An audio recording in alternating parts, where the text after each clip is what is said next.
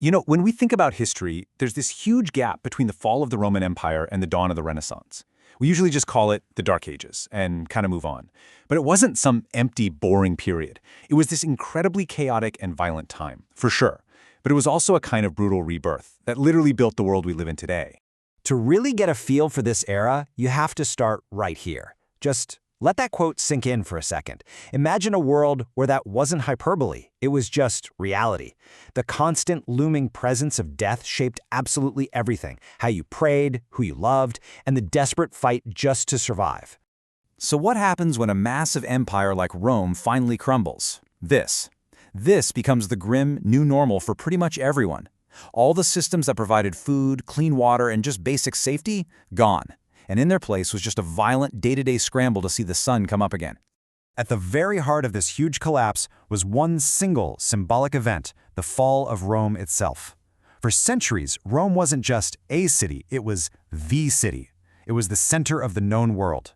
As one writer at the time put it, it felt like the mother of the world has been killed. Now the thing is, Rome didn't just fall overnight. The final sacking in 410 AD was really just the final chapter of a long, slow decay that had been going on for a couple hundred years. By the time the Visigoth leader Alaric showed up at the gates, the city was already starving, so desperate that people were reportedly eating the flesh of fallen gladiators. The final collapse was pretty much inevitable. So why did it happen? Well, the truth is, Rome wasn't really conquered from the outside. It kind of rotted from the inside out. You had a string of terrible, selfish emperors who sparked endless civil wars. The very trade routes that made the empire rich also became superhighways for new diseases like smallpox. And their big strategy of hiring barbarian mercenaries? It backfired, big time. Especially when they started treating those same people horribly, turning potential allies into enemies who were literally at the gates. And the scale of how far things fell, it's staggering to think about. People were literally living among the ruins of a far more advanced civilization. Imagine seeing these massive aqueducts that no longer carried water, or these grand stone buildings you had no idea how to build, so you just used them as a quarry for your little wooden shack. It must have felt like they were living in the shadow of giants. So with the empire gone, Western Europe just shattered. It broke into 1,000 little warring pieces. The next few hundred years would be this chaotic, violent struggle to find any kind of new order in a world that suddenly felt a whole lot smaller and way more dangerous. But in all of that chaos and political mess, there was one thing, one institution, that started to provide a common thread.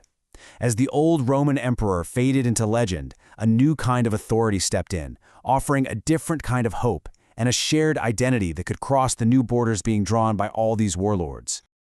And you had these really shrewd warlords, guys like Clovis, the king of the Franks. He totally got the power of this new force. So when he converted to Catholicism, it wasn't just a spiritual thing, it was a brilliant power move. He merged his military might with the church's authority, which got him powerful allies and a holy justification for his conquests.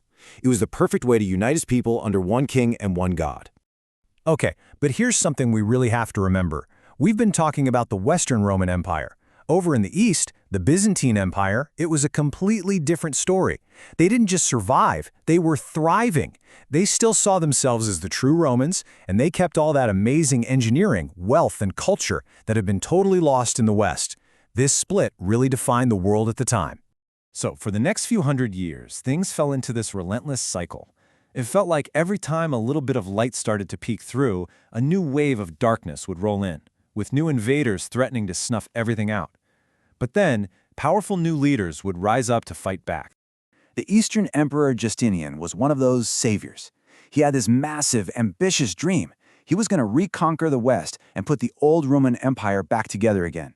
And he was brilliant, he was ruthless, and for a while he was winning.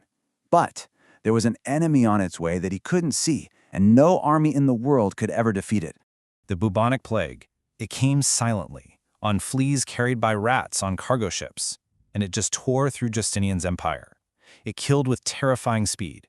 We're talking up to half the population of Europe, just gone.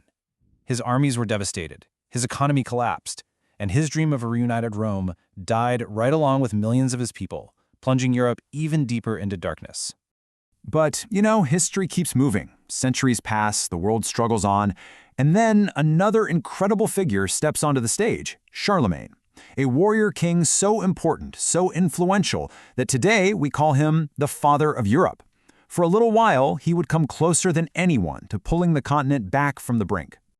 This guy was an absolute force of nature. On one hand, yeah, he was a relentless conqueror, fighting more than 50 campaigns. But he was also a builder. He started schools, he stabilized the economy, and he managed to unite this huge chunk of Western Europe. And get this, in an age where almost nobody could read, this warrior king actually tried to learn how to read and write himself. That really tells you something about the new mood. So, things are finally looking up, right? Charlemagne's building this new empire, there's a mini renaissance happening, and then a new terror appears, this time from the north, the Vikings. Their longships could go anywhere, and their raids were fast, brutal, and just absolutely terrifying. And just like that, the Viking Age throws Europe right back into a period of fear and chaos. But, and this is a huge but, it's out of this very chaos that a new kind of civilization finally starts to take shape. It was a world forged in the fire of constant war, one that would slowly and very painfully start to crawl its way back into the light. So picture this. The Viking threat finally starts to fade away. But now you've got a brand new problem.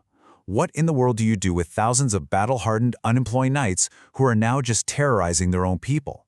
All that violence that was aimed at invaders, it was turning inward. Well, the church came up with let's call it a solution: the Crusades. On one level, it gave all these violent knights a common enemy and a holy mission to focus on.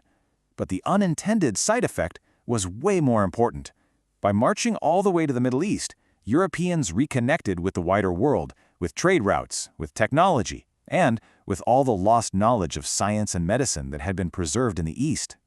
And this was the real turning point. It sparked a genuine medieval awakening. Trade started booming again. The population started to grow. And for the first time in centuries, you see these incredible cathedrals and great universities rising up across Europe. The continent had finally turned a corner. So that brings us back to the big question, doesn't it? After everything we've seen, the collapse, the chaos, but also the innovation and the slow, painful rebuilding, is it really fair to just label this whole enormous period of history the Dark Ages? You know, one historian put it in a way that really makes you think. He said, perhaps we live in the Dark Age. Look what just happened in the 20th century. Who's to say? It's a powerful thought. The people of that era, they faced unimaginable hardships, but they persevered. They adapted, and they laid the groundwork for our world. Maybe what defines an age as dark isn't just the absence of light, but the struggle to bring it back. Kind of makes you wonder, how will people 1,000 years from now look back on our time?